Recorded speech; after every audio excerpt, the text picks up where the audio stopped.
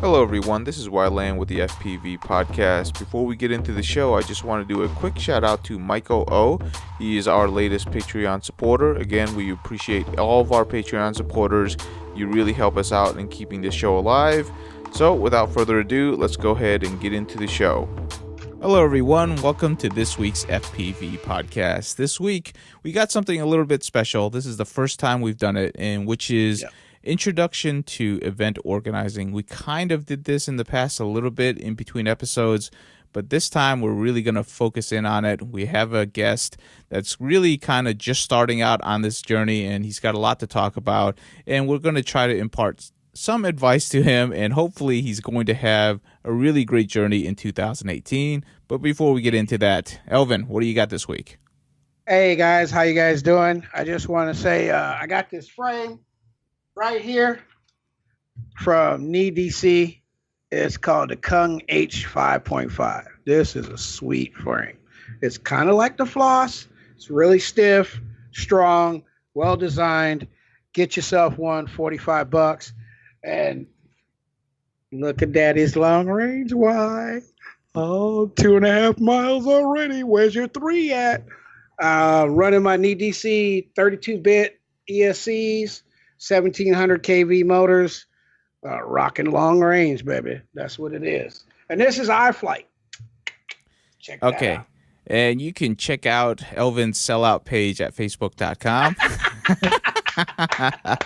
All right. That's all I have. Austin, please introduce yourself. How you guys doing? This is I'm Austin Parker, and I just got into holding some races and reached out to Elvin and Wide. Just wanted to try to get some information out there, try to get some people maybe push them to the next step on starting up and, getting out there and getting to flying with people.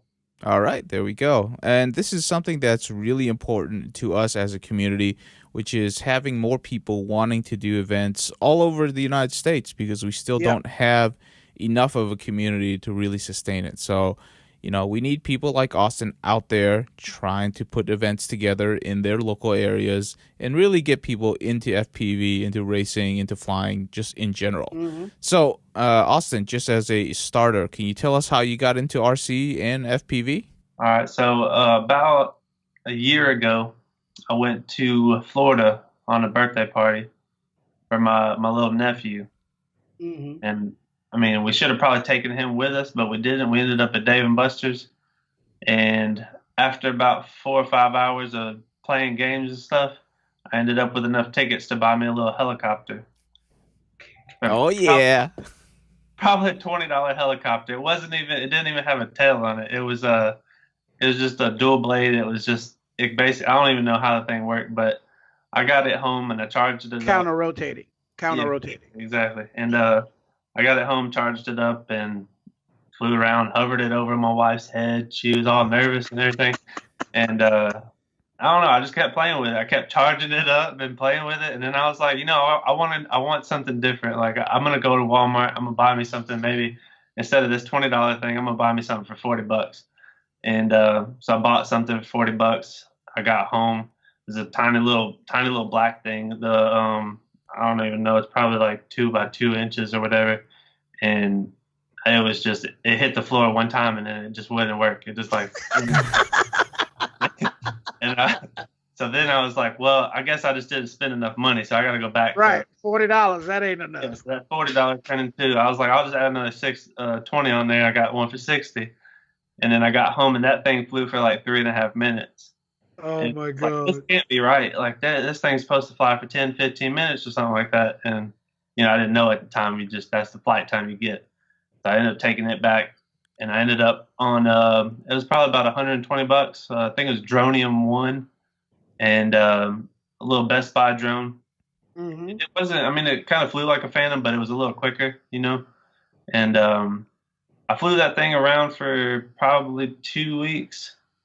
And I don't know, I just got hooked on it. And then at some point I came across that Sharpoo video on YouTube. I might have been researching how to get my drone out of a tree and then came across that. And I was like, wait, you can do this with a camera? I was like, what? And heck, from there, I ended up getting onto getting into UAV futures videos and Mm-hmm. started out with that one $99 build. And I mean, from there, I just kept going and going. Now I probably got 10 quads and He's just can't. addicted. He's completely addicted. He's been shamboozled. It's shamboozled. The wife, every single time she sees one of those RC machines, she gets angry because it's more money down the drain.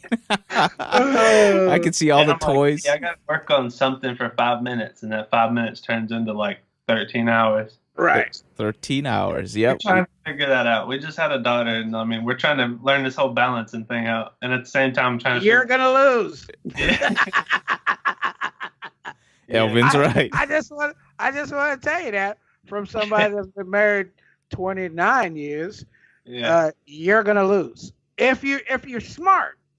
You're gonna allow yourself to lose, but you're gonna go down with a fight. See, that's how I do it. I go down with a fight. I'd be like, "Oh no, I'm not going to the party. No,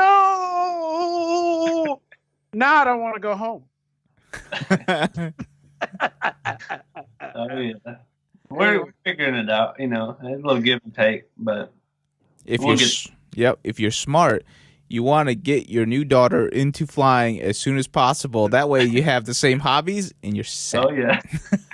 That's exactly what I told her. She sits in front of YouTube when I'm watching fly videos, so there you go. Train them early. That's a life lesson for all you dads out there. Train your kids early. Go watch some FPV videos. Don't tell yourself, "Oh no, I'm not going to give my son a radio and a quad, all my old parts and get him in the air." Don't tell yourself that. Don't tell yourself, "Oh, I'm going to wait till he shows interest." Start now. Yeah, just give him a radio. Tell him to mimic what you're doing. Put him on the sim. Do whatever it is to get you to get them to get it, because they will drive mama to let you buy some more stuff. All right, let's get back into the serious things. So obviously, Austin, you got into FPV, really got addicted, really enjoying it, and you got to a certain point, which a lot of people do, in which you don't really want to fly alone all the time, right? You do want to have some buddies to go fly with, and that's probably at the point where you started looking at trying to organize some stuff. So what brought you down to that path? Well, I mean, I've been trying to, I want to practice racing. The closest place that I knew of to race was 3.5 hours away, and I don't know. I mean, I can go out and set up my own gates and whatnot and fly, but there's nothing better than having somebody right on your butt, like chasing you. You're never gonna get somebody. You're never gonna be able to push yourself as much when there's not someone chasing you. That's right. So my main thing was trying to find somebody to push me, some people to keep me going. I don't know. I figured if I have more people there, it's going to be less likely that I'm going to fall back, and stuff, just anything like that. Definitely. We see it all the time in drone racing, right? The best, the best flyers are the people that compete with other people and they push each other to new limits. You see it up in Indy, you see it up in Florida, just all over the place, Chicago. So I think that's a very good way of making sure that, you perfect how you want to race. Is you got to have people that are willing to practice with you all the time and have that. Definitely. They have to have the same commitment. So how did you start, reaching out and trying to find people and start organizing events? What was that experience like for you? So my first thing that I had to do was try to find people in the area. So my what I did first was I started FPV Montgomery on Facebook. And I mean, that's the best way I could think of, is just, FPV was something that ties it to this location. And, I've been just waiting and reaching out and trying to, hit up Rotor Riot Facebook page, said, hey, like anybody in Montgomery, like hit me up on, Facebook when and just trying to get people on that group. And I mean, I think we've had that page up for maybe 2 or 3 months now. We've got around 50 members. I'm not sure. I think we probably have about 20 pilots. Some local, some a little bit further, like maybe an hour and a half, 2 hours away. But once you got to get the word out. Eventually you'll find people. So Definitely. It's one of those things where you almost have to, like, Elvin, you can speak to this. In order to find that community, you almost have to go out and do some volunteer things with your drones just so that you can get in front of people and, to get them interested. And there are ways to do that. Like, how did you get, people interested into your chapter when you were starting out? Well, for me, it was more or less, I went everywhere. I went to every RC field. I went to every little school, around my neighborhood. Even went across the city to a couple of the colleges, and flew and kind of got a little interest going in. You know what I mean? Everywhere I went, people was excited in the beginning with the drone racing, and there was nobody. So when I developed the group that is now racing, the throughout the whole Northwest, because I went everywhere. Like I went to helicopter fun flies up in Stevenson's, and took my drones with me and my helicopters and flew both. So I kind of got a little bit of interweaving with the community. I went to the I can't think of the backyard burners, the warbirds. That's where I went. I went to, and hung out with some warbird guys and flew with them. And I kind of like started to, like within about 2 months, people started showing up. You know what I mean? And then once I knew the word was out then. And then after that, it was just watching it grow on its own, just keeping races going. If everybody knows that there's a race this coming weekend, you continue to keep growing because people know where to go. You know what I mean? And that's more important than having the channel selection. You know what I mean? Today, not back then. We had a lot of problems with channel selection and all that, but today you have you skip a little bit of that. That initial problem that we had when we was organizing. That definitely. And I think at this point, are we caught up to where you are currently, or is there more to the story? That's pretty much it. I mean, I started my first race was probably. All right, so now that I say this out loud, I think I started the Facebook page probably 3 or 4 months ago, and then right about the time I did that, a month later, I started holding my first race. So I've had once a month. I've been trying to stick to a schedule of one race a month for the last 3 months now. For the last 3 months. And, when you first held your first race, what were the lessons learned that you have right there? Probably get there early.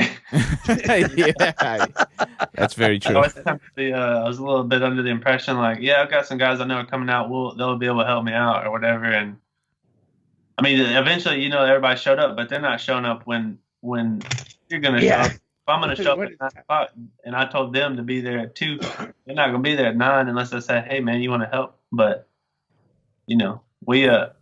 my last events have been like, hey, the race starts at 12 o'clock, and then I'm still setting up at 12 o'clock just because I'm running late. I'm trying to do too much stuff at one time. Yeah. Well, go ahead. Why? No, you can go ahead. Go ahead. One of the things is at some point you got to start to delegate, a little bit, like, hey man, can you come a little earlier? You know what I mean? And if you come a little earlier to help me get started a little sooner, and maybe you can help organize a racing. You know what I mean? You can find somebody that out of the group that you basically you want as a helper. Someone that you get along with. You know what I mean? Yeah. As you fly over the next couple of months, or within the next couple of weeks, you should be able to figure out which pilot you connect with. You know what I mean? And have somewhat of the same drive personality that you have, so that you can ask them for help, because you can't do this by yourself. I mean, why? I'll tell you that. Yes, that's definitely true. It's one of the things that life lessons learned is that if you do it yourself, you're just gonna drive yourself crazy. You have to ask for help. It's like after the race is over, it's like, hey guys, I'm doing this alone. If anybody wants to step up and help out and do some of this stuff, the chapters are gonna grow a lot faster. I've Right. learned it the hard way, and I'm paying it forward now and just saying, race one or event one, you stop, you ask for help, and you say, hey, anybody want to help, let me know, and then we can actually grow this thing together. It'll help out a bunch. It'll make your life a lot easier. And there's people that want to too, Yeah. right? Yeah. Actually, I just came in touch with like a guy that just joined our group recently. He's been getting into it with his son. I mean, both of them are getting. I was talking to him a couple of weeks ago about getting into sim, and they're already, his kid has been flying acro for 2 weeks now, and he's already just like rolling around, flipping and everything, going through trees. And I was like, y'all could probably skip it, but you probably still download it. But this guy's name's Kenneth, and he's been a really good help so far. And I talked to him the other day about, helping me out and maybe becoming a second hand in the group, and helping me take care of it and maybe grow it. So. Yeah, it's definitely something that you can't do alone. It's just one of those things. But let's go ahead and jump into the next topic, which is now that you're at this point, there are several ways to help you make the growth faster.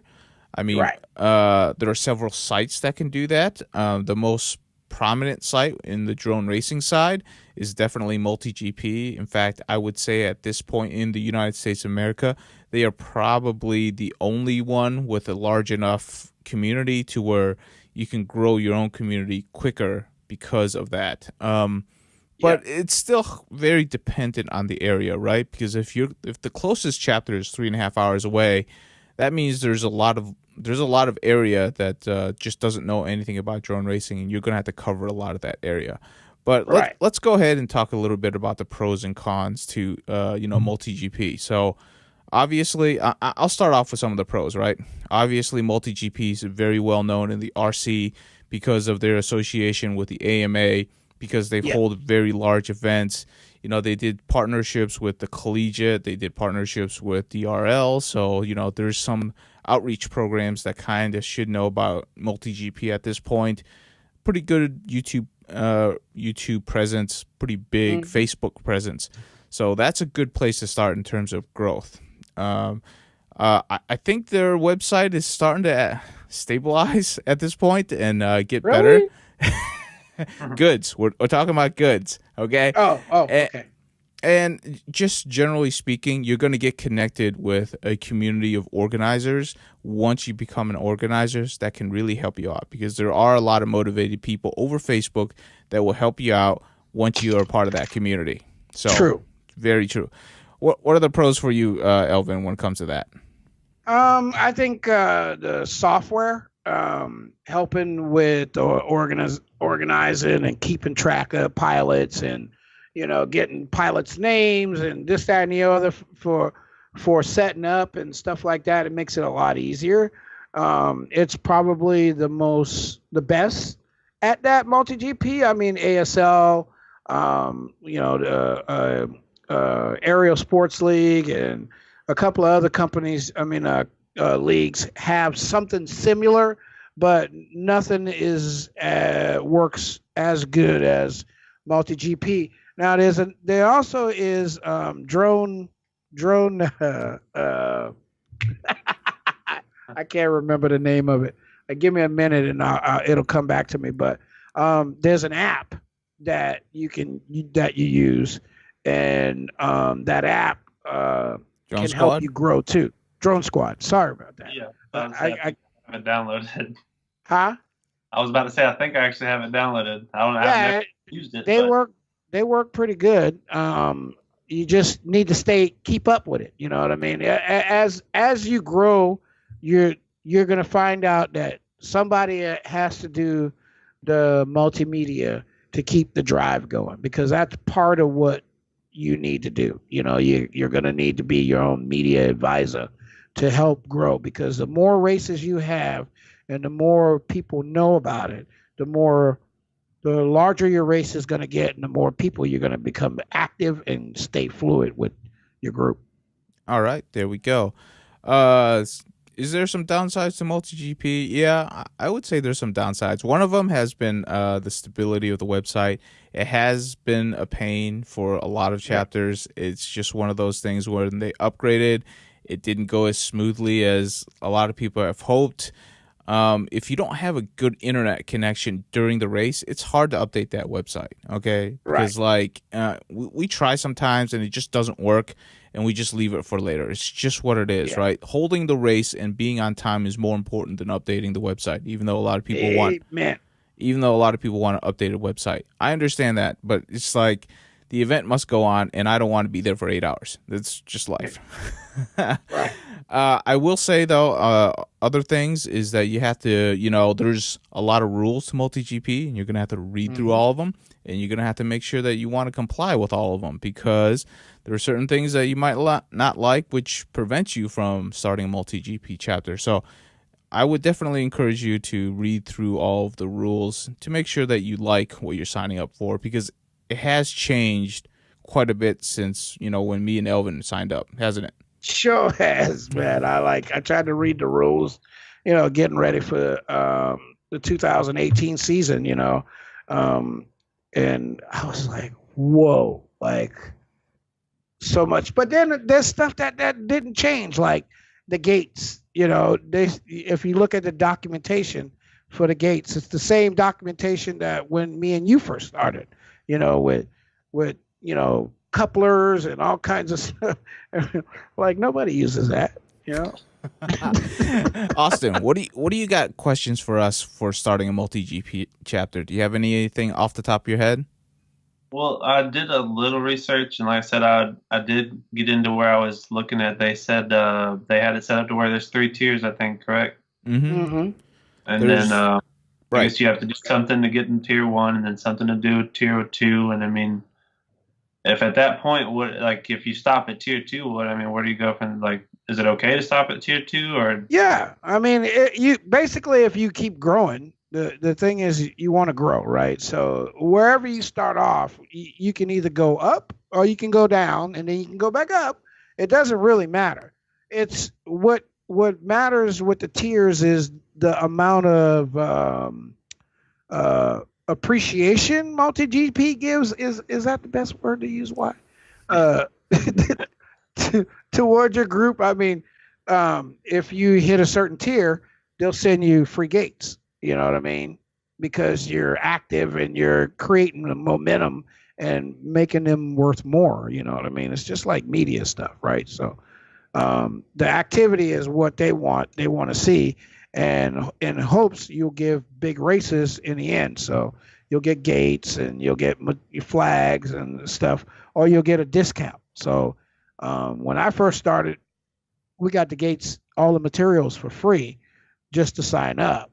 Now that has changed. So like now you got to have a participation factor that minimizes or maximizes what you get. So like sometimes you'll get race stuff to give away at your races from multi-GP. So if that's interested to you, it's a great reason to join. Right. So let me go over some of the basics. I'm not going to go over all of it, but when you sign up and you get accepted to be a chapter, you start off as provisional. So at that point, you can stay there for infinite time if you wanted to, right? If you want to move up, the biggest thing to do is you have to hold a lot of races within a certain amount of time and to have a relatively good attendance, right? And you have to track all of those races through their system. So they want to see attendance, they want to see tracking through the system, they want to see consistent racing. So to move up to tier 3, it's really, you do all of their social media stuff. So you have to start a Facebook page, you have to do their branding and stuff, which, by the way, there is a lot of branding stuff that MultiGP wants to do. So, you're in for some editing. Yeah, it's work. You're in for some editing. That's one of the downsides, but it is what it is. And then you hold your races. And once you hit that tier, you message somebody from MultiGP saying, I've hit my requirements for tier 3. They'll eventually get around to looking at you. And, I don't know what their approval rating thing is, but one day you'll just show up and be like, hey, you're tier 3, and it's backwards: tier 3, tier 2, and then tier 1, right? Tier 1 is obviously very hard to get to. From provisional to tier 3, it's not really that bad. From tier 3 to tier 2, still not too bad. Tier 2 to tier 1, that gets a lot harder, okay? You're going to have to be a pretty big chapter to get to tier 1, or you're going to have lots of participation, lots of races. There you go. Lots of participation, lots of races, and also a good field, because I think at this point you need an AMA field in order to be tier 1. I could be wrong. We probably need a multi-GP person come on to the podcast and really tell us the whole formalities of it. But that's kind of the flow. Do you have any questions outside of that? We might be able to answer it. When you say AMA field, what exactly is an AMA field? Okay, an AMA field is a AMA certified area that is large enough to operate a model in that area, and with having an enclosed area. So it has to be a piece of property or a section or of property. It can be I don't know what the minimum size is, but I know it has to be at least 2 acres, I think. Yep. If you're in a city, any reasonable city, you can probably talk to the government, and they probably have parkland that they're not using, that they're willing to literally rent to you for $20 a year. I know a few places they'll rent an entire 2 acres to an airfield for $50 a year or something like that. A year. But you have to maintain that land. Okay, it's yours to maintain. And then you go through the AMA process, in which case you're going to need at least 5 members flying with you that signed up as your AMA chapter. So now you have an AMA chapter. So you got is it called chapters in the AMA? I don't remember. Okay. Yep. At that point, the AMA provides a lot of benefit. Charter. Yeah, that's it. The AMA, what they provide is 1, sanctioned land to fly your RC, so you're protected. 2, insurance, so that if you have an event, you have insurance. But everybody that flies there technically should be an AMA member. And Elvin, tell me about AMA membership. Well, being a part of the AMA allows you to be insured in cases of theft, in case of accidental fire, as in your home catching on fire from a LiPo fire, or equipment failure, or your car catching on fire. I've seen that in Portland. I've seen a dude's car catch on fire. I've seen a brand new Thunderbird off the dealer's floor catch on fire and burn to the ground. The nice propane just does a wonder on the upholstery. Anyway, but I mean, basically, it gives you the opportunity to fly. If you're flying reasonably safe in an area and something accidentally happens, like your quad falls out of the sky and hits a rock and the battery catches on fire and you set a field on fire, you're actually covered for the I think $2.5 million or something like that for property damage, and something like $500,000 for bodily injury. So, I mean, and that's worked. I've seen it work. Now, I've heard of instances where it doesn't work out well for the person who should have been making a claim, but I have seen car damage from RC, from quads, been taken care of. I've seen theft been taken care of. People broke in the dude's car, stole all of his stuff, took it all, and he was reimbursed. I don't know about recently, but I have seen this over time in the last, say, 10, 15 years. Now, I haven't personally lost anything. I'm one of those hawks, I won't leave my car if I got RC stuff in it. I'm not leaving. That's right. Did that answer all of your multi-GP questions?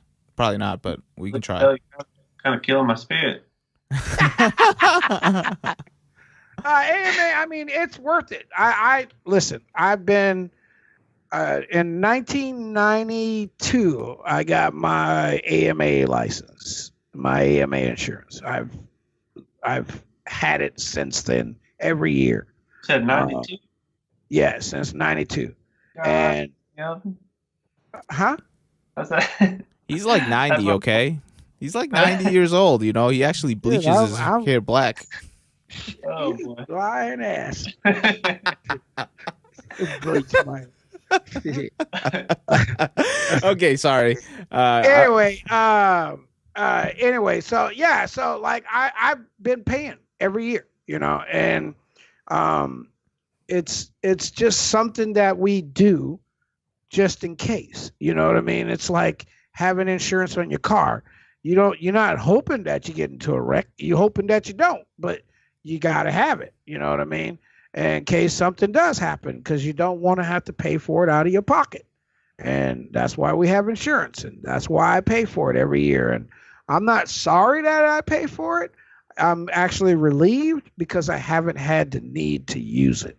And I've seen it, though. I've seen people get injured from quadcopters, cut their hands up. I've seen radio control airplanes run into somebody and knock them out cold. And it's not pretty. I've seen dudes get clipped by an RC truck. And I've seen kids are the most fun because it's funny because they're so small. They, do like that. That's not right. That's not right, Elvin. All right. We're moving on. It is funny. It's funny. No, I tell you, nobody gets hurt. I mean, I haven't seen any kid. I actually hit my son, so I can tell you about that. And he did the little 2 times. It hit the floor, and I was so loud.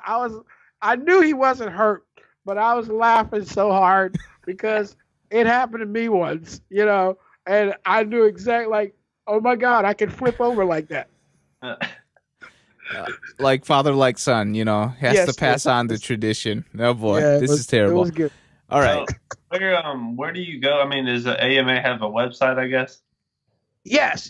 There's an AMA website, and I believe it's $68 a year right now for your yearly thing. Now you can get Park Pass. See, there's 2 types of AMA. There's full coverage insurance, and then there's park insurance.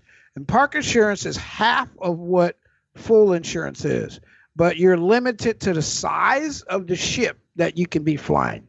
But pretty much you can fly any park flying airplane, something that, requires like 3 or 4S, battery. And I never had park insurance, but I know people that do, and they've used that too in case of a claim. All right, Elvin. Elvin. The weight or size? You said size. Size. I believe it's under 30 inches or something like that. It has to be. For $68, just get the full coverage and you're good. Yeah, pretty much. That's how I look at it, man. Yeah. I mean, it's yeah. I don't want to be making excuses. You know what I mean? That's the one thing. You don't. When something happens, people are a little bit more relieved when you tell them there's insurance. You know what I mean? Exactly. I mean, if you hit my car and you tell me you ain't got no insurance, we got a problem. you know what I mean? Like, if you hit my kid with a quadcopter at the park, and I'm trying to rush my kid to the hospital, and you tell me you ain't got no insurance, we got a problem. You know what I mean? Not only is the police going to be called for you, but he's probably going to be called for me too. All right, we're moving on. We're moving on, Elvin. That's enough from you. Go ahead. Okay, AMA. What does AMA stand for? I've forgotten already. American model.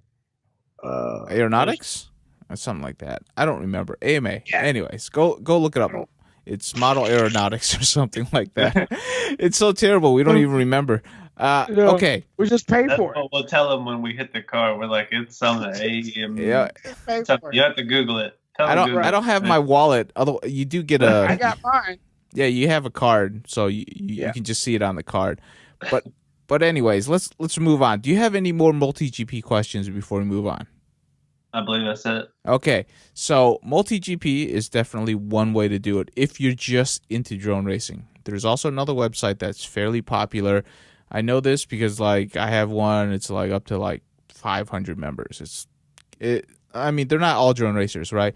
But you can go to meetup.com and they have specific categories to startup chapters or meetups where it's for just drone stuff. And like there's a lot of people on there, and like every year you have it there, at least 100 people, 50 people will show up and they'll subscribe, and you can kind of get a good email list, and you can kind of get a good barometer of who's interested in drone stuff in your area. Not particularly FPV and flying, but just drones in general.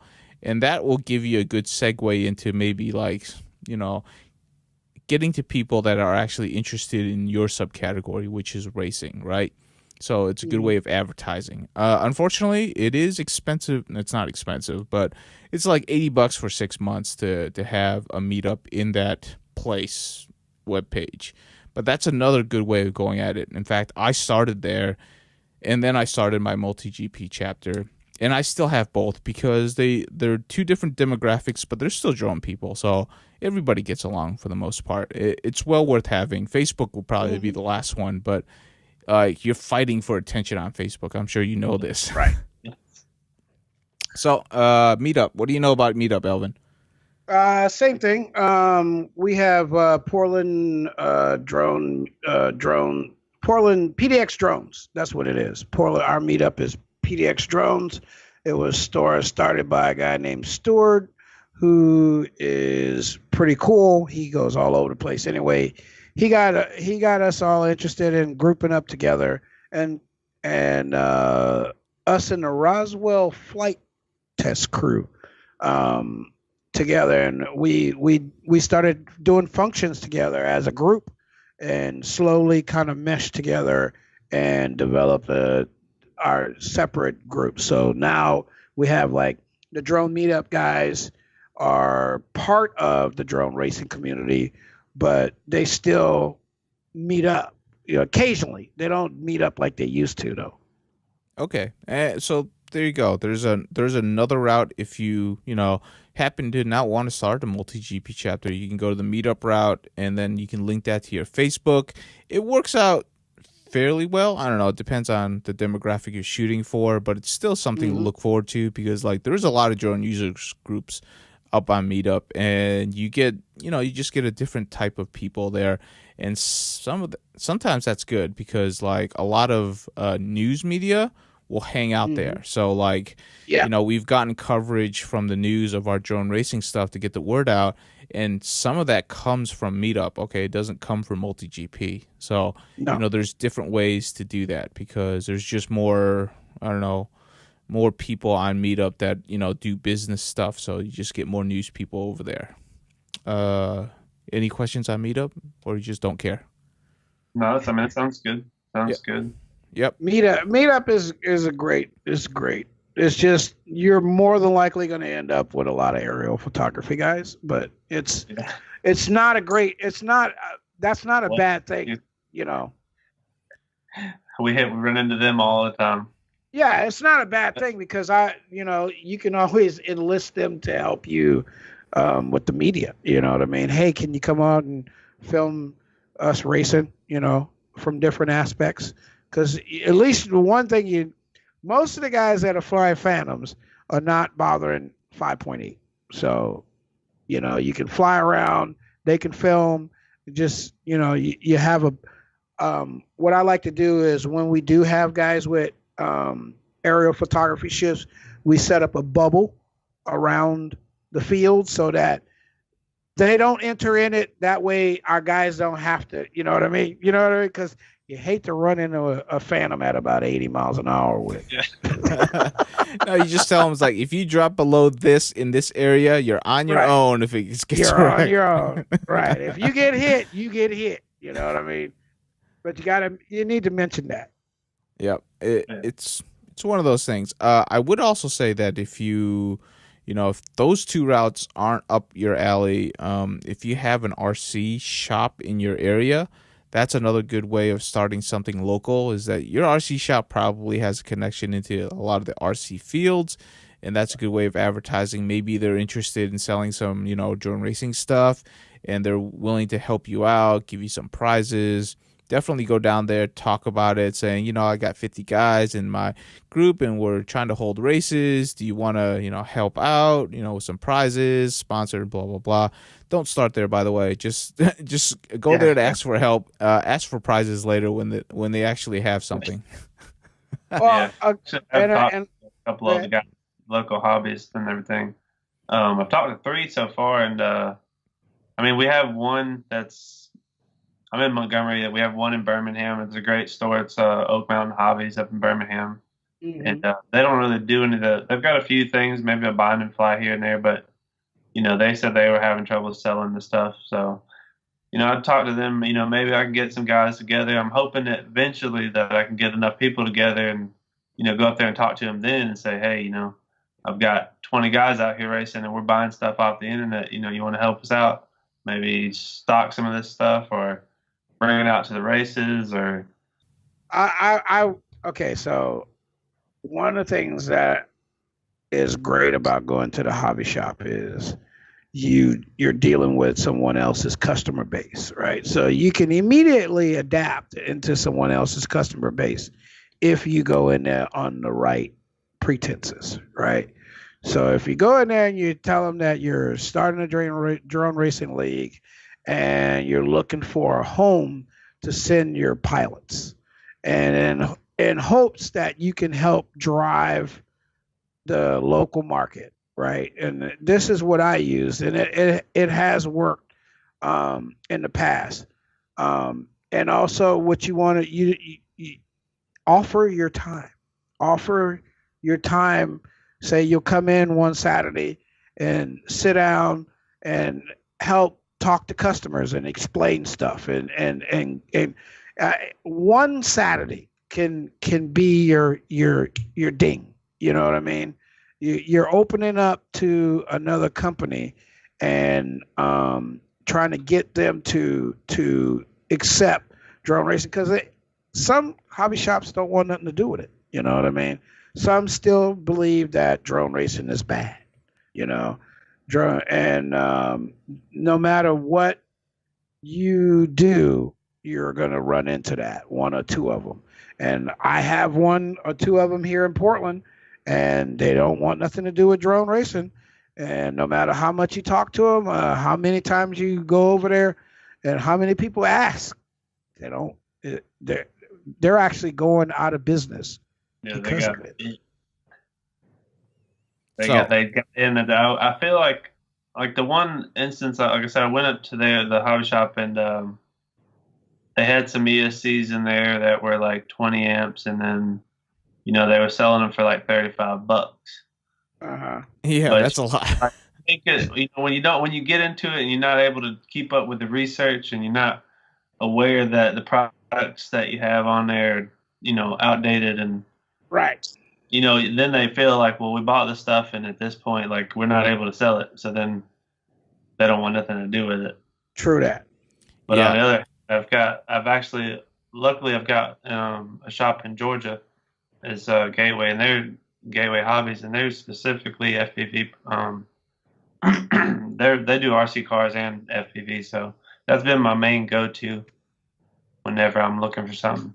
Yeah, there you go. So I would follow Elvin's advice and go up there, ask him to volunteer a couple of hours, maybe one day every other week. Bring your toys, your flying toys, so that you can just have them on the counter, when you're talking to people. And I've done this. I guarantee you will get people coming over looking at your quads if they're just sitting on the counter. They might not be for sale, or they could be if, I guarantee you your RC shop will sell used stuff, and if they get their cut, they'll be more than willing to let you sell your stuff. Consignment. Okay, that's actually not a bad way to make money. I'm going to be honest with you. We know somebody that does that. We do know somebody that does that. So another route to do to start getting some attention to your Facebook group, and also, if he's like, happy with you being there, like print out some flyers and leave them there for your Facebook Yep. group, and then people will pick them up and join your group. It works. It's a little slow, but it'll work. Yeah, yep. A little slow, but right it now, works. my main way of trying to get people interested is just passing them at about 100. I'll be like, I fly at work every day, and I'm like, if I just keep passing these people doing 100, they'll be like, man, I gotta get, guys come up to me. They're like, man, that thing is fast. I'm like, I know. I'm like, you wanna come on, man, just come over here, join the dark side. Hey, that's how I get people with wings, man. I tell you, like, and nobody knows nobody knows my quad is flying, right? You hear wee, right, and then you don't hear it, right? But then when you see that wing cross the sky doing 105, right? What the hell is that? Hey, let's go that way. He's going that way. He's circling himself. Let's go over there, And then the next thing you know is, hey, dude, how much? Where do you get there? How fast can it go? All that. And that's the interest you want. You want that drive. You want that thing that draws people out, so be prepared. Be prepared. There we go. And I think that's all of the advice that we can actually impart on you in terms of growing the event. The biggest life lessons that I've learned from organizing events is that you have to find a way to be able to do these events and still make it fun for yourself. Okay. Right. Like, what Greg said, if you come home pissed off every single time you do one of these events, you're not going to let it. Yeah. You got to find a way to make it fun, because like there are times when you're going to come home, you're going to be pissed off because it's like the weather doesn't do it right. The event didn't go right. None of the electronics went right. It'll be something. Somebody was pissed off. Somebody mad at the two guys arguing. It's the same thing. I mean, no matter where you go, you're gonna run into these issues. And I can tell you that, like, one of the things that I like that we started doing, we have this one designated channel, right? Like, this is the anybody channel, right? And if you come out of nowhere, you want to play with your drone, we come over and we say, hey, man, can you go to this channel and stay on that channel? This way you're not interrupting our racing. And they, oh, no problem. You know what I mean? And we help them get there. That's the other thing is we have a list of all of, we got a guy who that's what he does. He knows how to set all the VTXs, and he'll go over there and help them change the channel and make sure that they're on the right channel so that we don't have to worry about it. You know what I mean? Because that's very important. How why? Yep, it is. It's one of those things where it's kind of funny because as soon as you get popular and, like, say you fly in a certain area, like we have a good relationship with our university, so we fly on their campus. And the cops out there, they know us. They actually wave to us. They'll stop by and actually watch the races. It's great. So we maintain that relationship. Unfortunately, other flyers kind of catch in on that, and they'll piggyback on your success. So they'll be out there on who knows what channel blasting at 600 milliwatts, and then all of a sudden, like half your heat will be saying, "Hey, who's on the channel?" We're looking around. It's like nobody's powered up. It's probably some guy like, 1,000 yards on the other that side way. of the school, yeah. And he's enjoying himself blasting away at 600 milliwatts. So you gotta watch out for stuff like that. So yeah, I will say though, like if you don't have a designated park, because chapters starting out that don't, just get in touch with some of the universities or the parklands. Some of them are really friendly. Some of them will tell you no. I'm just saying. So you got to be careful of that. I guess that's question I needed to bring up is, like I said, we've been going out to a park locally. I haven't necessarily talked to anybody. I'm in a part of the park that's not really around anybody. I mean, there's potential for people to come out there. I guess I need to know what I need to be doing for safety and making sure I'm doing things the right way and not the wrong way. Well, I can help you with that. Here's the thing. So if you charge to enter one of your races, you need to pay the park. That's how the park normally sees it. So, well, here in Portland. So if I charge people to come to my race, then I have to talk to the park, get a permit, pay for the area, also have insurance and all that whole thing that follows. That's one of the reasons why Greg Diviner is doing the micro team racing, because you eliminate a couple of things. You eliminate one of dealing with people that you don't have to deal with, right? The regular public, right? People running through the field. We get that all the time at our park. We get people run. We get kids. We're in the middle of the damn race, the heat, and children just come out of nowhere and run right into that gate stuff. And like, we all drop. Everybody drops, falls to the ground, and because nobody wants to get anybody's kids hurt. But sometimes it's hard to explain to some people that they need to pay better attention to their children, while lawnmowers are flying around. Anyway, but so that's you need the insurance, and which means you need AMA, and the AMA, you can get AMA insurance if you're not an AMA field. It just takes a little bit more time. So plus, huh? What if I just decide not to charge? Yeah, okay, so then you're limited by whatever the park says. So if you go to the people at the park and they say, we don't mind you racing here as long as there's nobody else in the park, then you can pretty much do whatever you need to do as long as you differentiate what's the course, So basically section off, have something that says this isn't a race area. You know what I mean? Right? This section, this big, around this section is a race course in the middle. You know what I mean? So like we put up the police line, the police tape, or we put up little flags on the edges of the course to let everybody know that, please don't enter this area. Please don't enter this area. And some of the places are going to ask you to have netting, because I think outside MultiGP wants you to have a net. A net over the field if you're flying in certain areas. Yep. Or like for regional qualifiers, if like your audience is, I think it's within 25 or 50 yards, you're supposed to have a net of the audience area. I don't remember exactly. Don't quote me on that, but there are certain rules to netting. I will say though, like when I was starting out, I did none of what Elvin says. And what he said was smart, okay? But if it's only like under 10 guys and you're just out there having fun and it's a very remote part, as long as you're smart about it, I really doubt anybody actually cares.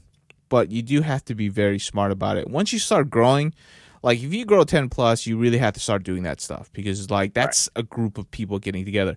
If it's like 2 guys, 4 guys, the park's not going to care. Unless, of course, you set up an intricate like course.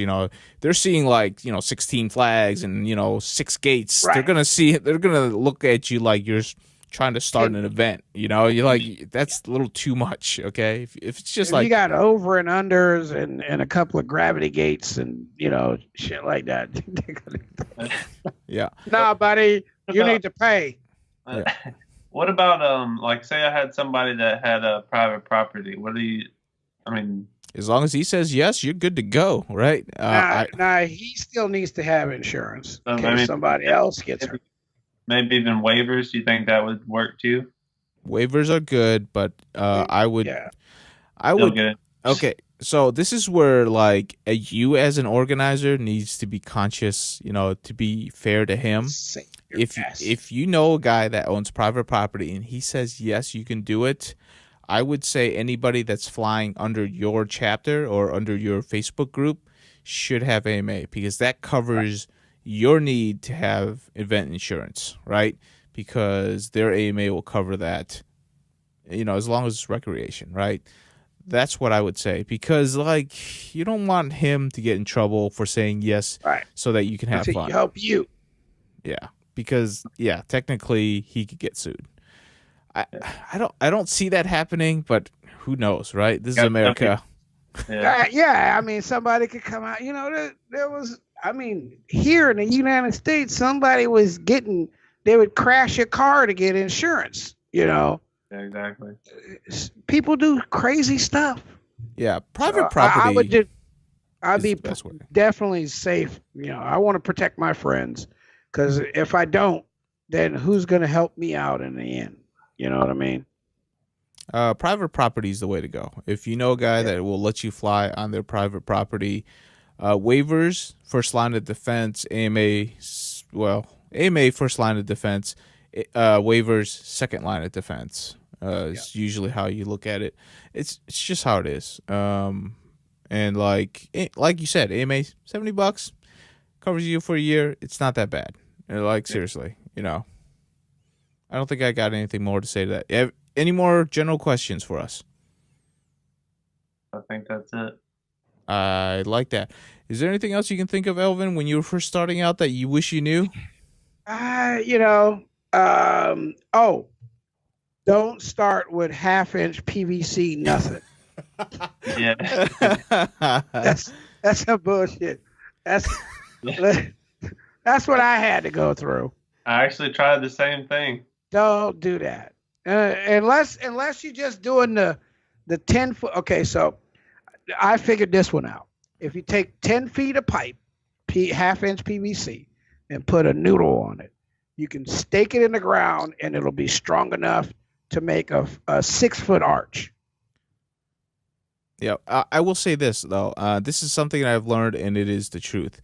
If you don't have multi GPKs and you don't want to pay their pricing to get the nice banners on the top and the bottom, when you build your PVC square, the only part that really matters is having a banner on top. You don't really need the sides because the pilots are smart enough to figure out how big the sides are by looking at how big the banner is on top, okay? Because when the banner ends, that means there's a pole there, okay? They can figure that out, okay? And if they don't, they will soon. Exactly. So you save yourself a lot of trouble by not worrying about the sides. You can just use noodles for those and just put a banner on top. You can buy vinyl on eBay, super cheap. Just cut them up, duct tape, zip tie them to the top, and you're good to go. You have a nice visible gate, and it's a lot better than like the $150 you get from a Get FPV for those arches, because I've purchased those before. They break, okay? They break pretty easily, so it's not worth the trouble. PVC, big banner on top, you're good to go. No, even if it's just a sheet. Yeah, I'm actually working with gym fan flags and gates, and they seem to be pretty good. I mean, they are taking some damage, but they were the best price for what I was looking for. I got my actual gates for $26 a piece. That's not bad. They're probably kind of small though.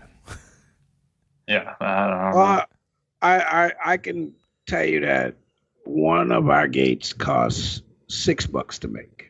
Yeah, Gate. I mean, that's just the PVC, because I won't use anything smaller than 1.5 inches, inch and a quarter. I got into a bad problem because I was trying to build them during the winter and I couldn't find it. So I went to Walmart looking for noodles. They had like 2, and for some reason they were still $8 a piece. Yeah, you want to buy them in the fall because that's when they're 50% off. Don't buy them in the spring. Don't buy them in the summer. In the fall, they're a really good price. And believe it or not, I think it's the dollar store had the best noodle gates. $1 or something. Oh, the dollar store, man. Man, call me. I know somebody. Call me. Our dollar store up here tricked me for some reason. I was looking all over the place. I looked at 5 or 6 different places, and then I stopped. The last place was the Dollar Tree, and when I passed the Dollar Tree, I seen on the window, I seen a bunch of noodles. It was all along the window, and I was like, "Oh, cool, they got them." So I parked. I went inside, and then I looked in there, and they had used the noodles to line the window. I was like, "Dang, that's so funny." Hey, you should have called me. We could have got them. There you go. For anybody who needs noodle gates, now you're screwed. Don't call me. Don't call me. You told no. Yes, call Elvin. That'd be great. Yeah. That'd be so great. You make my day. No, don't do that. Poor Elvin. Anyways, also by the way, if you do get noodle gates, or get pool noodles, tape them up. They'll last longer, and when the tape gets ripped, retape them. They'll last way longer. Duct tape. Duct tape. Yep. Or it could be use Color, white tape. Fluorescent. Yep, fluorescent or white. White shows up the best on grass for some reason. That's what the racers tell me. It's like, use white. It's like, okay, I'll use white. Yeah, white. And okay, orange. and orange and purple. I don't know. No, not purple. Anything else you got? Anything else you got? I don't know, man. I think, starting off a new group and a lot of these things is not just centered around the United States, but it's all over the world that we're trying to make this sport grow. And, right now we're in a null moment in the sport. And some say we're in a negative point where we're starting to lose pilots. We're losing footing that we gained in the last 2-3 years now. And I can see some of it happening. And I'm hoping that over the next summer, this summer, we can recover from that, because we are on a downslope and we need to build more, but we need to be more open to everyone and less open to being, single-minded. It's not just racing. It has to be fun. You know what I mean? It's not just about racing, because it should be fun. If you keep it fun and it's racing, you'll never not have people to fly with. True enough. I think that's all we got. Austin, do you have anything else you want to talk about? I think we touched on everything.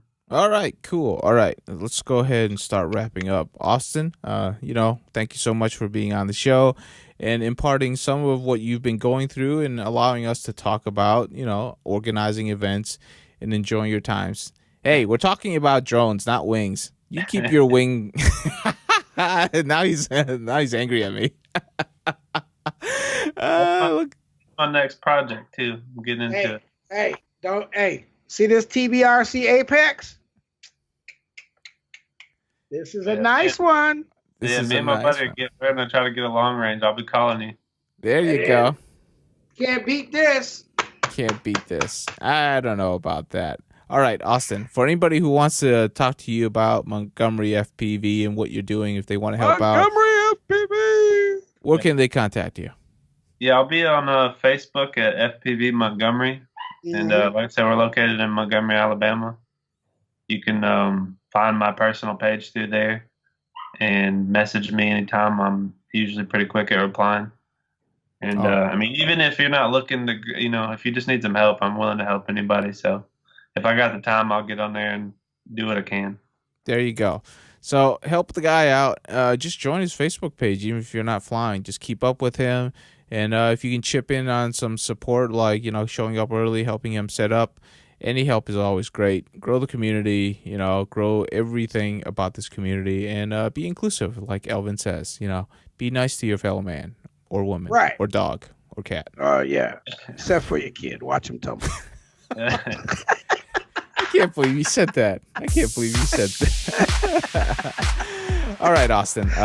Thank you so much. And we will, do our part. We'll try to help you. We'll definitely have the links below. So if you guys want a link, we'll put it in the comments below in whatever media that you consume this at, most likely iTunes.